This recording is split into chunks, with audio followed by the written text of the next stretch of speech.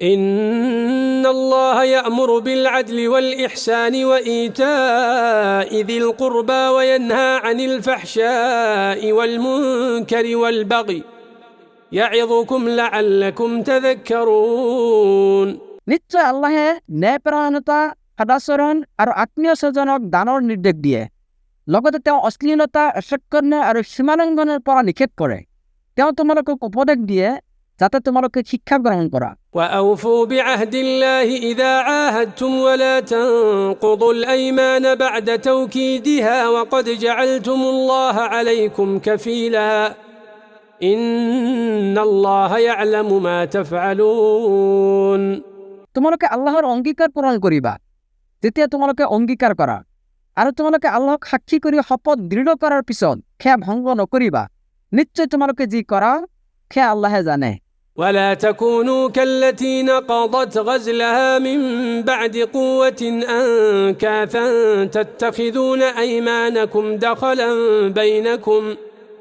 تتخذون أيمانكم دخلا بينكم أن تكون أمة هي أربى من أمة তোমালোকে সেই নাৰীৰ দৰে নহবা যি নাৰীয়ে মজবুতকৈ খুঁটা কটাৰ পিছত সেই খুঁটা তাই নিজেই টুকুৰা টুকুৰ কৰি পেলায় কিয়নো তোমালোকে তোমালোকৰ শপতক পৰস্পৰক প্ৰবঞ্চনা কৰাৰ বাবে ব্যৱহাৰ কৰি থাকা যাতে এটা দলে আনটো দলতকৈ বেছি লাভৱান হয় إنما يبلوكم الله به وليبينن لكم يوم القيامة ما كنتم فيه تختلفون নিশ্চয় আল্লাহে ইয়াৰ দ্বাৰা তোমালোকক পৰীক্ষা কৰে অৱশ্যে আল্লাহে কিয়ামতৰ দিনা সেয়া তোমালোকৰ ওচৰত স্পষ্টভাৱে বৰ্ণনা কৰি দিব যি বিষয়ে তোমালোকে মতানক্য কৰিছা ولو شاء الله لجعلكم أمة واحدة ولكن يضل من يشاء ويهدي من يشاء ولتسألن عما كنتم تعملون আৰু আল্লাহে ইচ্ছা কৰিলে তোমালোকক এটা জাতিত পৰিণত কৰিব পাৰিলেহেঁতেন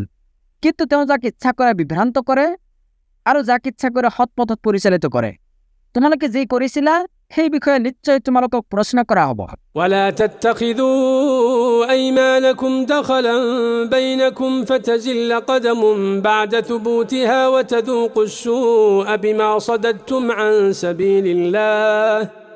ولكم عذاب عظيم আৰু পৰস্পৰক প্ৰবঞ্চনা কৰাৰ বাবে তোমালোকে নিজৰ শপতক ব্যৱহাৰ নকৰিবা এনে কৰিলে ভৰি স্থিৰ হোৱাৰ পিছত আকৌ পিছলি যাব আৰু আল্লাহৰ পথত বাধা দিয়াৰ কাৰণে তোমালোকে শাস্তিৰ সোৱাদ গ্ৰহণ কৰিব লাগিব আৰু তোমালোকৰ বাবে আছে মহা শাস্তি ولا تشتروا بعهد الله ثمنا قليلا إنما عند الله هو خير لكم إن كنتم تعلمون আৰু তোমালোকে আল্লাহৰ অংগীকাৰক তুচ্ছ মূল্যত বিক্ৰী নকৰিবা আল্লাহৰ ওচৰত যি আছে সেইটোৱে তোমালোকৰ বাবে উত্তম যদি তোমালোকে জানিলাহেঁতেন ما عندكم ينفد وما عند الله باق ولنجزين الذين صبروا أجرهم بأحسن ما كانوا يعملون তোমালোকৰ ওচৰত যি আছে সেয়া নিশেষ হ'ব আৰু আল্লাহৰ ওচৰত যি আছে সেয়া হৈছে স্থায়ী সেই যিসকলে ধৈৰ্য ধাৰণ কৰিছে নিশ্চয় আমি তেওঁলোকে যি কৰিছিল তাতকৈ শ্ৰেষ্ঠ প্ৰতিদান প্ৰদান কৰিম من عمل صالحا من ذكر أو أنثى وهو مؤمن فلنحيينه حياة طيبة ولنجزينهم أجرهم بأحسن ما كانوا يعملون পুৰুষ হোক অথবা নাৰী ইমানৰ অৱস্থাত যিয়ে সৎকৰ্ম কৰিব নিশ্চয় আমি তাক পবিত্ৰ জীৱন দান কৰিম লগতে অৱশ্যে আমি তেওঁলোকে যি আমল কৰিছিল তাতকৈ শ্ৰেষ্ঠ প্ৰতিদান প্ৰদান কৰিম فإذا قرأت القرآن فاستعذ بالله من الشيطان الرجيم এতেকে যেতিয়া তুমি কোরআন পাঠ কৰিবা তেতিয়া অভিশপ্ত শয়তানৰ পৰা আল্লাহৰ ওচৰত আশ্ৰয় প্ৰাৰ্থনা কৰিবা إنه ليس له سلطان على الذين آمنوا وعلى ربهم يتوكلون নিশ্চয় যিসকলে ঈমান আনিছে আৰু নিষ্পত্তিপালকৰ ওপৰত ভৰসা কৰে তেওঁলোকৰ ওপৰত শয়তানৰ কোনো আধিপত্য নাই إنما سلطانه على الذين يتولونه والذين هم به مشركون তাৰ আধিপত্য কেৱল সেই সকলৰ ওপৰত যিসকলে তাক অভিভাৱক ৰূপে গ্ৰহণ কৰে আৰু যিসকলে আল্লাহৰ লগত শিৰিক কৰে। وإذا بدلنا آية مكان آية والله أعلم بما ينزل قالوا إنما أنت مفتر بل أكثرهم لا يعلمون। আৰু আমি যেতিয়া এটা আয়াতৰ স্থান পৰিৱৰ্তন কৰি আন এটা আয়াত অৱতীৰ্ণ কৰোঁ আৰু আল্লাহে ভালদৰে জানে তেওঁ কি অৱতীৰ্ণ কৰিব, তেতিয়া সিহঁতে কয় নিশ্চয় তুমি হৈছে এজন মিছা ৰচনাকাৰী, বৰং সিহঁতৰ অধিকাংশই নাজানে। قل نزله روح القدس من ربك بالحق ليثبت الذين آمنوا وهدى وبشرى للمسلمين। কোৱা তোমাৰ প্ৰতিপালকৰ তৰফৰ পৰা ৰুহুল কুদুছে অৰ্থাৎ জিবৰিলে যথাযথভাৱে ইয়াক অৱতীৰ্ণ কৰিছে যিসকলে ইমান আনিছে তেওঁলোকক সুদৃঢ় কৰাৰ বাবে,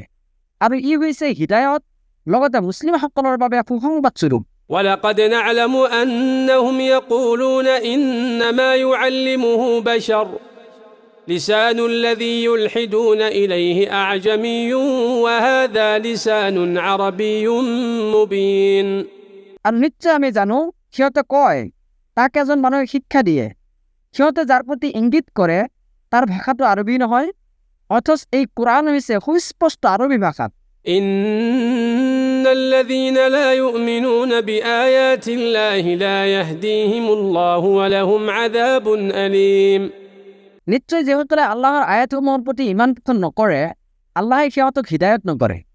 আৰু সিহঁতৰ বাবে আছে যন্ত্ৰণাদায়ক শাস্তি। إنما يفتري الكذب الذين لا يؤمنون بآيات الله وأولئك هم الكاذبون। কেৱল সিহঁতেই মিছা ৰটনা কৰে যিসকলে আল্লাহৰ আয়াতসমূহৰ প্ৰতি বিশ্বাস স্থাপন নকৰে, আৰু সিহঁতেই হৈছে মিছলীয়া। من كفر بالله من بعد إيمانه إلا من أكره وقلبه مطمئن بالإيمان ولكن من شرح بالكفر صدرا فعليهم غضب من الله ولهم عذاب عظيم। কোনোবাই ইমান পোষণ কৰাৰ পিছত যদি তাক কুফৰি কৰিবলৈ বাধ্য কৰোৱা হয় অথচ তাৰ অন্তৰ ইমানত অবিচল তেন্তে তাৰ কোনো দুখ নহয়, কিন্তু যিয়ে উন্মুক্ত হৃদয়ৰ সৈতে কুফৰি কৰিব সিহঁতৰ প্ৰতি আপতিত হ'ব আল্লাহৰ গজব, আৰু সিহঁতৰ বাবে আছে মহাশাস্তি। ذلك بأنهم استحبوا الحياة الدنيا على الآخرة وأن الله لا يهدي القوم الكافرين। এইটো এই কাৰণে যে সিহঁতে পাৰ্থিৱ জীৱনক আখিৰাতৰ ওপৰত প্ৰাধান্য দিয়ে, আৰু নিশ্চয় আল্লাহে কাফিৰ সম্প্ৰদায়ক হিদায়ত নকৰে। أولئك الذين طبع الله على قلوبهم وسمعهم وأبصارهم وأولئك هم الغافلون। ইহঁতে হৈছে সেইসকল লোক যিসকলৰ অন্তৰত কাণত আৰু চকুত আল্লাহে মোহৰ মাৰি দিছে, আৰু সিহঁতে হৈছে উদাসীন। لا جرم أنهم في الآخرة هم الخاسرون। নিঃসন্দেহে এই কথা নিশ্চিত যে সিহঁতে আখিৰাতত হ'ব ক্ষতিগ্ৰস্ত। ثم إن ربك للذين هاجروا من بعد ما فتنوا ثم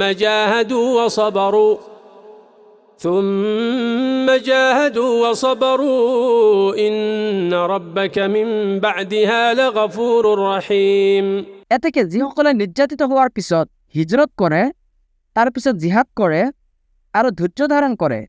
নিশ্চয় তোমাৰ প্ৰতিপালক তেওঁলোকৰ প্ৰতি ক্ষমাশীল পৰম দয়ালু।